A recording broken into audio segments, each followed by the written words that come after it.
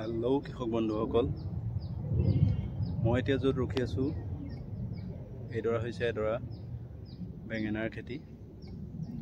মোৰ নিজৰ বেঙেনাৰ খেতি মই নিজে কৰা, গতিকে মই বেঙেনাডৰাৰ ওপৰত এটা ভিডিঅ' বনাম আজি। কেনেকৈ বেঙেনা পুলি পচাইছিলোঁ আৰু কেনেকৈ বেঙেনাখিনি ৰুইছিলোঁ আৰু কি দৰৱ ব্যৱহাৰ কৰি আছোঁ সেইটোৰ ওপৰত এটা ভিডিঅ' বনাইছোঁ। আপোনালোকে শেষলৈকে ভিডিঅ'টো প্ৰথমৰ পৰা শেষলৈকে ভালদৰে চাব আৰু আপুনিও এডৰা বেঙেনা খেতি কৰিব পাৰিব। আৰু বেঙেনাও যিহেতু এটা অতি লাভদায়ক খেতি। বলক ভিডিঅ'টো আৰম্ভ কৰোঁ। এইডৰা মোৰ বেঙেনা। ইয়াত দুকঠামান আছে তলি এফালে। এইখিনি বেঙেনা মই কেনেকৈ ৰুইছিলোঁ এইখিনি চব ধুনীয়া হৈছে। বেঙেনা গছখিনি ফুলিবলৈ আৰম্ভ কৰিছে, মই দেখুৱাম। এইবোৰ চব এইবোৰ ফুল আহিছে, বুজিছেনে? ফুল আহিছে, প্ৰায় চব গছতে ফুল আহিছে। এইবোৰ চব এইখিনি ৰ'দৰ পৰা ভালকৈ দিলে কাৰণে এইখিনি ফুল আহিছে চব এইখিনি। গতিকে এই বেঙেনাখিনি এইটো হৈছে বেঙেনাৰ জাতটো হৈছে গিৰি। এইটো এটা ভাল জাত, ই থোপা লাগে আৰু এবেগেটমান দীঘল হয়। মূলাটো সমান শকত হয় আৰু সিমানেই বহুত ভাল বেঙেনা জাত। ইয়াত বেমাৰো কম লাগে অলপ, বেলেগ বেঙেনা জাতৰ তুলনাত ইয়াত বেমাৰটো অলপ কম। আৰু এইখিনি মই কেনেকৈ পচাইছিলোঁ সেইটো মই প্ৰথমতে কৈ দিছোঁ। এইখিনি মানে কি, মই প্ৰথমতে তলিডোখৰ সুন্দৰকৈ 2 মিটাৰ দীঘল, মানে মই যিটো 5 গ্ৰামৰ পেকেট আনিছিলোঁ সেই পেকেটটোৰ কাৰণে 2 মিটাৰ দীঘল 1 মিটাৰ বহল এডোখৰ তলি সুন্দৰকৈ উলিয়াই লৈছিলোঁ, একদম গুড়ি কৰি লৈছিলোঁ। তাৰপিছত সেই মাটিডোখৰখিনিত ভালকৈ ভেটিটো ভালকৈ শুকাবলৈ দিছিলোঁ। শুকোৱাৰ পিছত তাত শুকান গুড়ি গোবৰ ছটিয়াই দিছিলোঁ। আৰু তাৰপিছত বেঙেনা গুটিখিনি 12 ঘণ্টা তিয়াই থৈ তাত ছটিয়াই নিতিওৱাকৈও দিব পাৰি বেঙেনা গুটি, কিন্তু 12 ঘণ্টা তিয়াই থোৱাৰ পিছত সুন্দৰকৈ তাত ছটিয়াই দিছিলোঁ। আৰু 6-7 দিনমানৰ পিছত বেঙেনা গুটিখিনি গজিবলৈ আৰম্ভ কৰিছিলে আৰু সুন্দৰকৈ গজি গৈছিলে। এইটো একদম 100% গজিছে বুলি ক'ব পাৰি, ধুনীয়াকৈ গজিছিলে। আৰু সেই তেনেকৈ মই খালি তাত সেই তলিডোখৰত ইণ্ডোফিল, বেভিষ্টিন, কেপথাফ যিটো বেমাৰৰ প্ৰতিকাৰ হিচাপে দি লৈছিলোঁ, তিয়াই লৈছিলোঁ তলিডোখৰ। ভোট জলকীয়া যেনেকৈ তিয়াই লোৱা যায় তেনেকৈ তলিডোখৰ মই ধুনীয়াকৈ সেই বেমাৰখিনিৰ পৰা মুক্ত হ'বৰ কাৰণে তুলি লৈছিলোঁ, মানে ছটিয়াই লৈছিলোঁ এই গুটি তলিডোখৰত। তাৰপিছত সেই তলিডোখৰত যিখিনি পুলি গজিছিল সেই পুলিখিনি মই 1.5 মাহমানৰ পিছত পুলি তলিলে আনিছিলোঁ। মানে কিমান 4-5 ইঞ্চি ওখ হৈছিল আৰু 6-7 ফুটীয়া হৈছিল। তেনেকুৱাতে মই পুলি মানে এই বেঙেনা তলিটো ৰুবলৈ লৈ আহিছিলোঁ। এই বেঙেনা তলিডোখৰ কেনেকৈ কৰিছোঁ চাওক। এইটো 1.5 মিটাৰমান বহল, ভোট জলকীয়া নিচিনাকৈ 1.5 মিটাৰমান বহল কৰিছোঁ ভেটিটো। ওখটো 1 ফুটমান কৰিছোঁ। ছাইডৰ পৰা মাটি উঠাই দিছোঁ। এইটো ভেটি, এইটো ওখ এনেকৈ ছাইডৰ পৰা মাটি উঠাই দিছোঁ।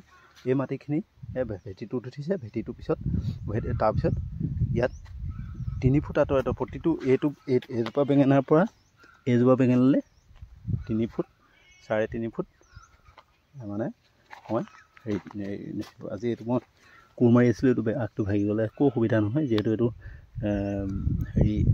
মোক ওলাই যাব, পোখা ঢেৰ ওলাইছে চব। গতিকে এনেকৈ এজোপা বেঙেনাৰ পৰা এজোপা বেঙেনা চাওক, এজোপাৰ যিটো ডিষ্টেঞ্চ সেইটো 3 ফুট 3.5 ফুট ইমান দিছোঁ। আৰু এজোপা মই 2জোপা ৰুইছিলোঁ, কিন্তু এজোপা ৰুলেও হয় এটা গাঁতত। তেনেকৈ গাঁতটো তেনেকৈ কৰি লৈ তাত শুকান গোবৰ আৰু পচন সাৰ, কেঁচুৱা সাৰ গুটি ল'ব লাগে পুলি ৰোৱাৰ আগত। তাৰপিছত 10 দিনমান তেনেকৈ থোৱাৰ পিছত তাৰপিছত আপুনি ধুনীয়াকৈ পুলিটো ৰুই দিয়ক। তাৰপৰা উঠাই আনি মাটি এখনতে উঠাই আনিব লাগে। পুলিটো উঠাই আনি ৰুই দিয়ক, আপুনি একদম ধুনীয়াকৈ উঠি আহিব। এইখিনি মোৰ এতিয়া 2 মাহমান হৈছে পুলি ৰোৱা, 2-2.5 মাহ হৈছে। চব ধুনীয়াকৈ এইখিনি ফুলিবলৈ আৰম্ভ কৰিছে। চাওক ধুনীয়াকৈ এইখিনি চাওক ধুনীয়াকৈ আৰম্ভ কৰি ফুলিছে। গতিকে এনেকৈ বেঙেনা খেতিটো এনেকৈয়ে কৰিব পাৰি। আৰু ইয়াত সেইটো চিষ্টেম মানে ইয়াত ইণ্ডোফিল বা ৰিডোফিল বা স্প্ৰে কৰি থাকিব লাগে 10-15 দিনৰ মূৰে মূৰে বেমাৰ প্ৰতিকাৰ আছে। আৰু ইয়াত এটা বেমাৰ লাগে, এইটো ইয়াত পোক সোমায়, এইবোৰ সেইটো কাৰণে পোক নোসোমাবৰ কাৰণে আপুনি যিবোৰ কীটনাশক ঔষধ আজিকালি বহুত ঔষধৰ দোকানত পোৱা যায়, সেই ঔষধৰ দোকান বা কীটনাশক ঔষধটো একদম অলপ পৰিমাণটো বেছিকৈ দি দিব লাগে। তেতিয়া ইয়াত বেমাৰটো মানে এই পোকটো সোমাবলৈ সুবিধা নাপায়। পোক সোমোৱাৰ আগতেই আপুনি দৰৱ দি থাকিব, তেতিয়া বেঙেনা জোপাত বৰ উপদ্ৰৱ কম হ'ব। নহ'বা ইয়াৰ এই ঠাইত সোমাই লেৰেলি পোৱা বেমাৰটো পোকেও কৰে, মানে ঠাইৰ ভিতৰত কুটি দিব, গছজোপা লেৰেলি যাব। সেই পোকৰ উপদ্ৰৱৰ পৰা ৰক্ষা পাবলৈ আপুনি যিখিনি ঔষধ দৰৱৰ দোকানত পাব, সেইখিনি আপুনি মাৰি দিবহি। দামী দৰৱ নামাৰিলেও হ'ব, আপুনি যিবোৰ অলপ কম দামৰ ভিতৰতো আনিব পাৰে আপোনাৰ পইচা ৰাহি কৰিবৰ কাৰণে, সেইখিনি ঘনে ঘনে মাৰি থাকিব। তেতিয়া আপোনাৰ ইয়াত পোক লাগিব নোৱাৰে। আৰু সেই যিটো লেৰেলা পৰা বেমাৰ বা ব্লাইট বেমাৰৰ কাৰণে আপুনি যিখিনি দৰৱ ইণ্ড্ৰফিল, বেবিষ্টিন, কেফটাফ, ৰিডোমিল এনেকুৱা জাতীয় দৰৱ আপুনি গুলি স্প্ৰে কৰি থাকিব। আৰু পাৰিলে এবাৰ মগেৰে ঢালি দিব। মই এতিয়া আজি 15-20 দিনৰ আগত মগেৰে গুলি লৈ ঢালি দিছিলোঁ এজোপা এমক। তেতিয়া বেমাৰটো মই এতিয়ালৈকে এজোপাও লগা নাই বেমাৰ, আৰু যিটো পোকৰ উপদ্ৰৱ সেইটোও লগা নাই। গতিকে ফুলিছে যিহেতু এইখিনিয়ে এনেকৈ মই বেঙেনা খেতি কৰিছোঁ। আপোনালোকেও কৰিব, আৰু বেঙেনা খেতি কৰি ভাল লাগে, খুবেই ভাল লাগে। গতিকে আপোনালোকেও কৰি চাবচোন। মই যিহেতু মাজতে এতিয়া এই মাজৰ জেগাটো খালী থাকে কাৰণে মই ইয়াত এই ফেঞ্চবিন কৰিছোঁ। ফেঞ্চবিন ফুলিছে চব, এইবোৰ ফেঞ্চবিনো ফুলিছে।